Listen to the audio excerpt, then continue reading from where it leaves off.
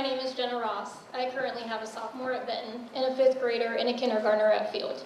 We bought our house 8 years ago specifically so our kids could attend Field Elementary, one of the schools that could be shut down. We anticipated that all 3 kids would attend the middle and high school in our boundary, which currently is set at Bodie and Central.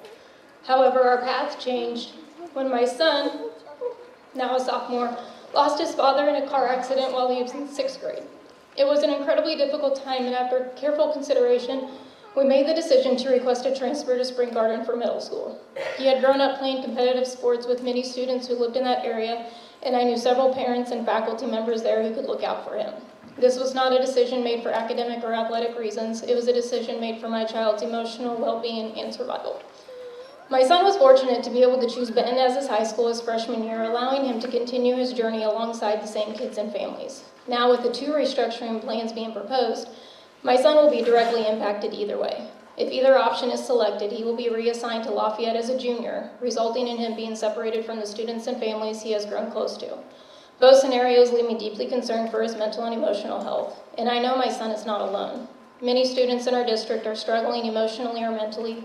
We talk a lot about academics and sports, but for some kids, mental and emotional stability are the foundation that makes learning even possible. The number of children who could be negatively impacted by these changes is hard to imagine. I know you guys discussed this earlier, but I respectfully ask that you consider grandfathering in the current students and allow them to continue their high school education under the existing open enrollment policy. I'm also concerned about the proposed middle school structure. One school could have 900 plus students, while the others have only 300 to 400.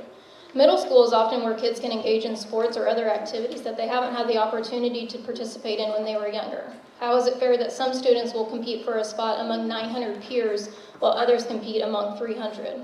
That doesn't feel like equal opportunity. And then there's transportation. Some buses already pick up before 6 a.m. How early will kids need to wake up if we start busing them even farther across town? I 100% understand that changes must be made, and I appreciate the board's effort behind exploring solutions. But these 2 plans do not feel like the correct answer, and implementing them as soon as next fall with so many unknowns feels rushed. As parents, we need adequate time to evaluate our options and determine what is best for our children, depending on the direction the district chooses to take. The board has always said we want what's best for the kids. I truly hope that remains the priority because many students will be affected by these drastic changes. Finally, I want to say thank you to our teachers and staff for their dedication during this uncertain time and continue to show up for our kids every day.